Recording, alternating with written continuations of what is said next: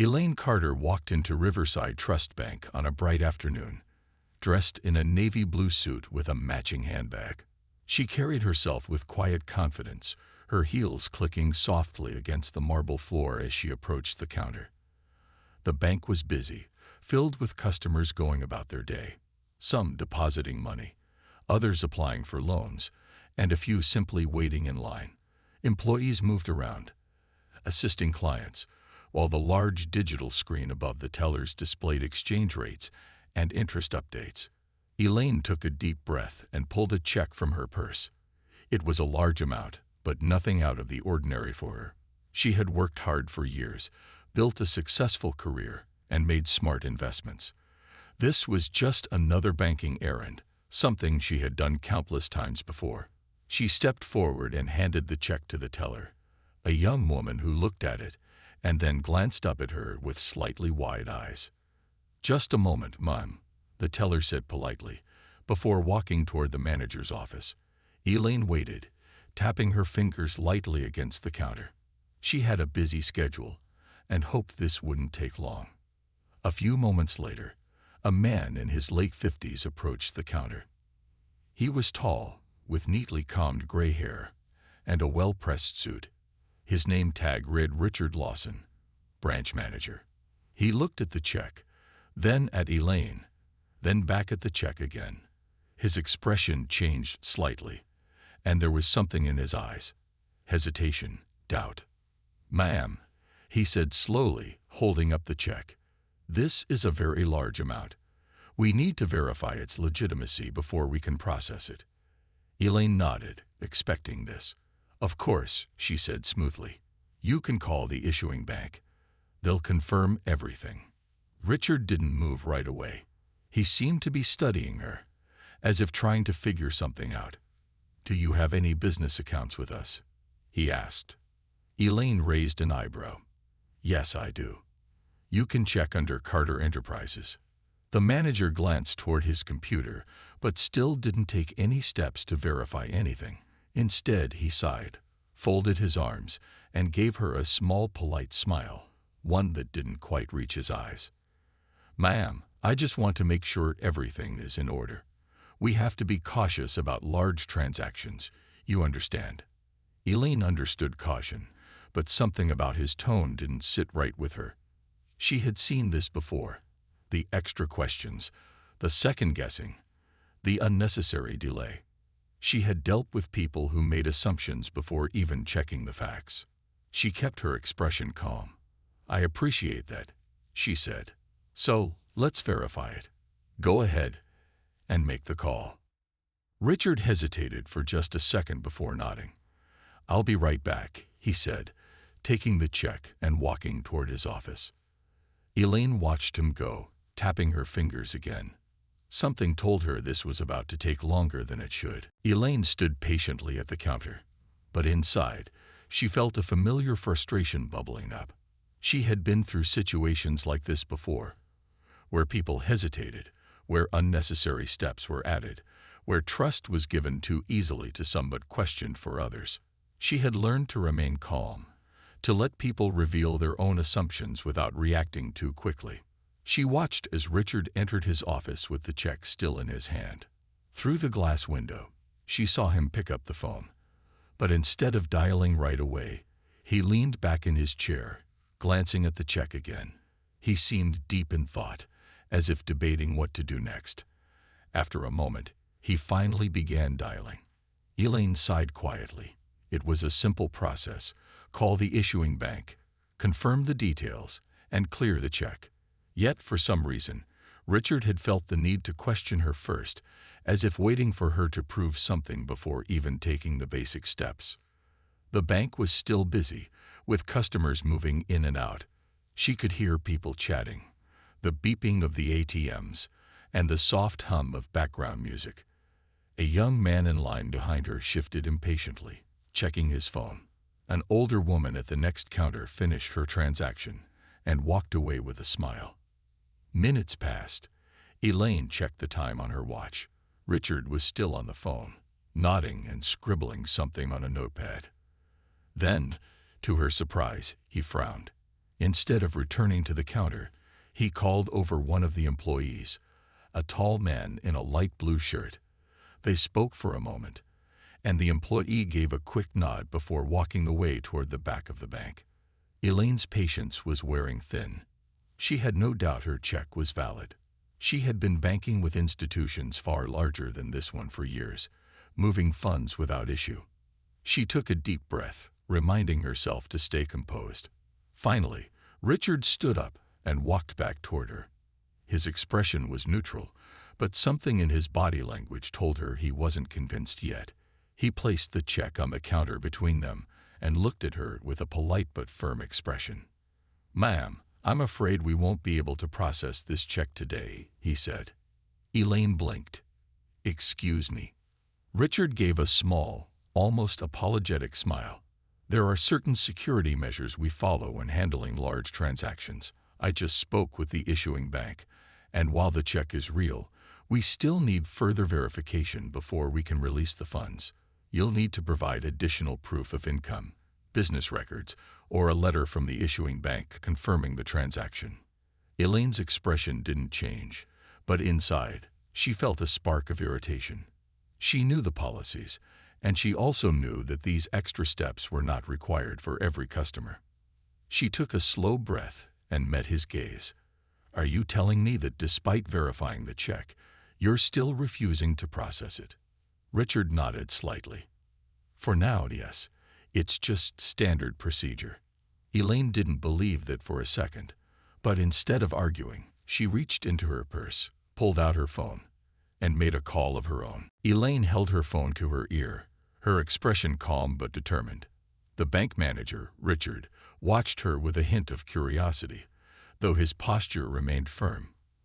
Other customers nearby were beginning to take notice of the exchange. Some glanced at Elaine, then at Richard, sensing that something unusual was happening. As the phone rang, Elaine tapped her fingers on the counter, keeping her voice steady. After a few seconds, the call connected. "Hello, David," she said, her tone polite yet firm. "I'm at Riverside Trust Bank, and I'm having an issue with a transaction. Could you come down here, please?" On the other end of the line, the man responded immediately. "Of course, Miss Carter. I'll be there shortly." Elaine ended the call and slid her phone back into her purse. She turned her attention back to Richard, who was still standing behind the counter, looking slightly puzzled. He had expected her to argue, to demand explanations, but instead, she had simply made a call. Richard cleared his throat. "Ma'am, as I said, this is just standard policy for large transactions. If you can bring in the necessary documents, we can process it as soon as possible." Elaine gave him a polite smile, one that didn't quite reach her eyes. "I appreciate your concern for security, Mr. Lawson. Let's wait a few minutes. I believe this issue will be resolved very soon." Richard frowned slightly but said nothing. He glanced around the bank, noticing that a few employees were whispering among themselves, casting glances toward Elaine. Some customers, curious about the situation, pretended to be focused on their own transactions while listening closely. Minutes passed. Elaine remained where she was, standing tall and composed. Richard occasionally glanced at the entrance, his fingers tapping against the counter as he waited. He wasn't sure who she had called, but something about her confidence made him uneasy. Then, the doors of the bank swung open. A well-dressed man in a tailored navy blue suit stepped inside, his presence commanding immediate attention. He walked with purpose, his gaze scanning the room until he spotted Elaine. With a warm smile, he strode toward her, extending a hand. "Miss Carter," he greeted, shaking her hand firmly. "I got here as quickly as I could." Elaine returned the handshake with a nod. "Thank you, David. I appreciate it." Richard's expression shifted slightly. There was recognition in his eyes now, a flicker of uncertainty as he realized who the man was. David turned to him with a polite but authoritative expression. "Mr. Lawson, correct. I'm David Ruiz, Regional Director of Riverside Trust Bank." Richard straightened, his demeanor shifting slightly. "Yes, sir," he responded, his voice suddenly more formal. David nodded, then gestured toward the check still sitting on the counter. I understand there's been an issue with processing Miss Carter's transaction. Richard hesitated, suddenly aware that the situation had changed. The atmosphere in the bank had shifted, and the once confident manager was now standing on uncertain ground. Richard felt a sudden shift in the room. Just moments ago, he had been in complete control of the situation, standing firm on bank policies and security measures. But now, with David Ruiz, the regional director, standing before him, the atmosphere had changed entirely. The other employees had stopped their work, pretending to be busy while sneaking glances at the unfolding scene. Even some customers seemed to sense that something important was happening. David's expression was calm, but there was a quiet authority in his posture. He turned toward Elaine and gave her a reassuring nod before shifting his attention back to Richard. I was informed that there's an issue with Miss Carter's check, David said, his voice measured. Would you mind explaining the problem? Richard cleared his throat, suddenly feeling the weight of the situation. He could sense the eyes on him, waiting for his response. He picked up the check again, as if looking at it would give him more confidence. Well, sir, Richard began carefully, this check is for a very large amount. As per security protocols, we require additional verification before processing such transactions. I was simply following the necessary procedures. David raised an eyebrow. I see. And have you followed the same procedures for all large transactions today?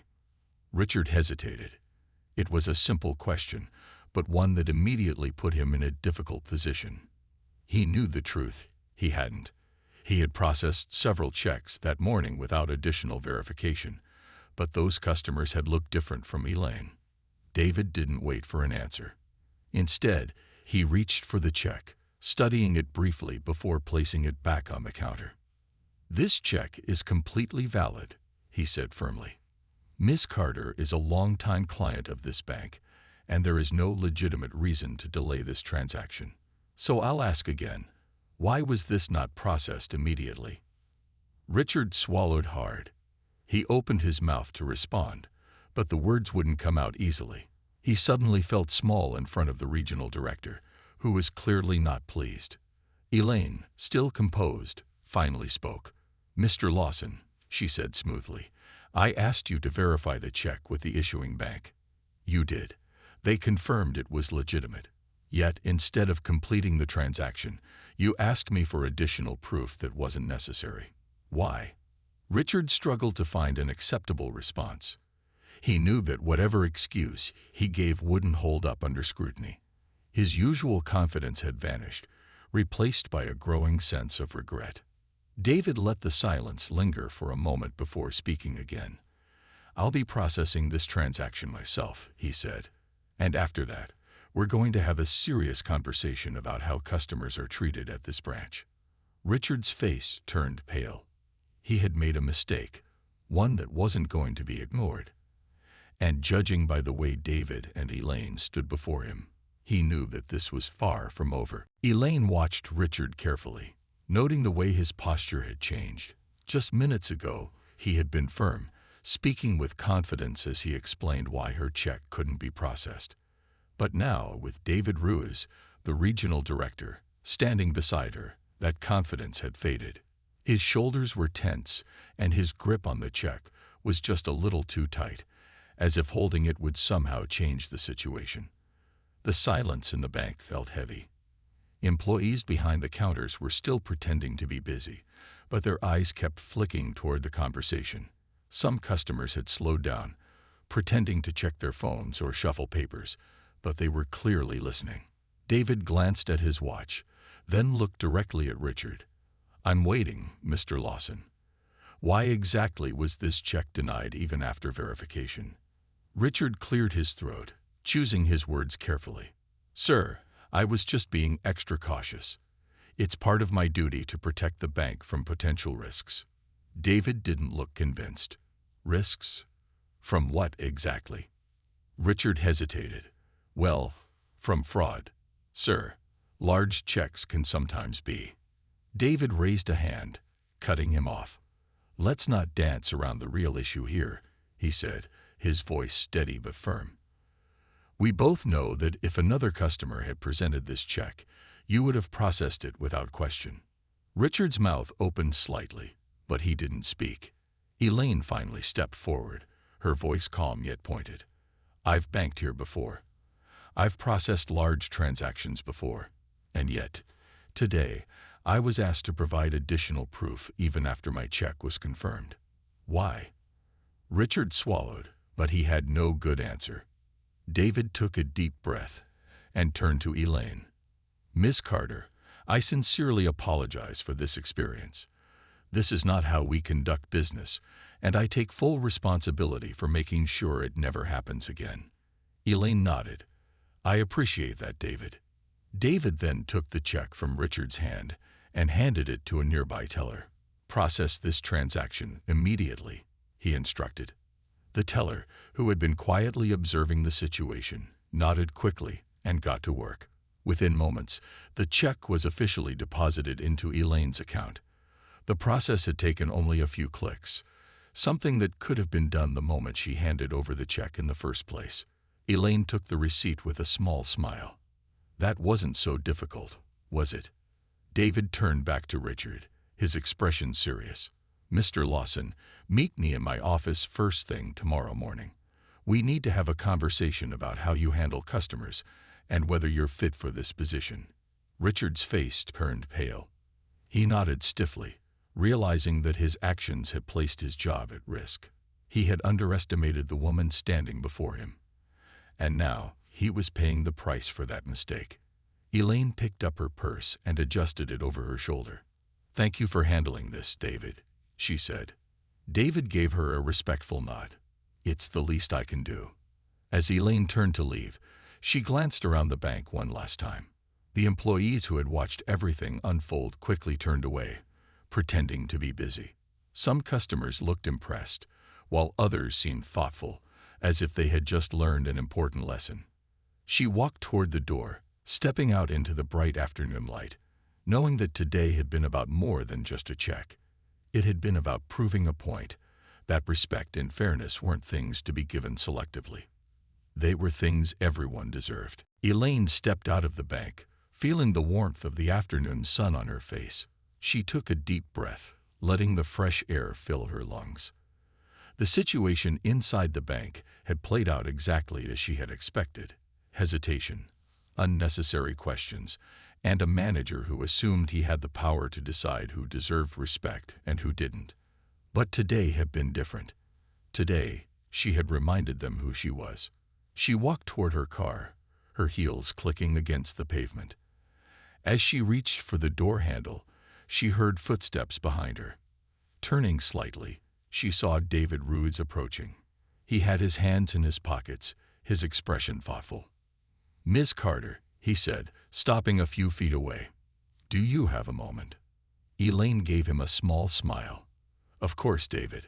What's on your mind? David sighed, glancing back at the bank. I wanted to personally thank you for how you handled that situation. You could have reacted differently, but you remained calm, and I respect that. Elaine nodded. I've dealt with situations like this before. I've learned that staying composed makes people reveal more about themselves than if I reacted emotionally.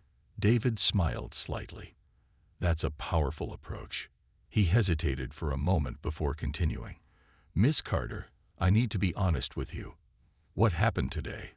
It's not the first time I've had complaints about how this branch operates.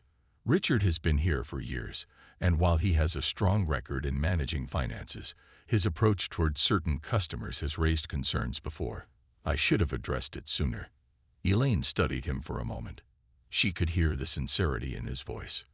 Well, you have the power to change that now, she said. The way a bank treats its customers says a lot about its leadership. David nodded. And that's exactly why I wanted to speak with you. I believe you know this bank better than anyone. Your investments, your business, your understanding of finance is impressive. I think we need leaders like you in places where decisions are made. Elaine raised an eyebrow. Are you offering me a job, David? David chuckled. Not exactly. but I do want to invite you to join our advisory board. We need people who can provide real insight into how we can improve, especially for customers like you, who shouldn't have to prove themselves just to access their own money." Elaine was silent for a moment, considering his words.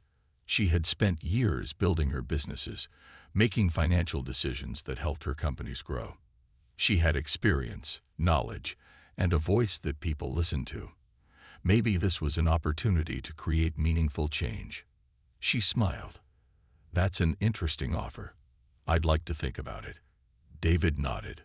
"Of course. Take your time. But I hope you'll consider it." Elaine extended her hand. "Thank you, David, for stepping in today and for recognizing that change is necessary." David shook her hand firmly. "The bank needs people like you, Ms. Carter. I'll be waiting for your decision."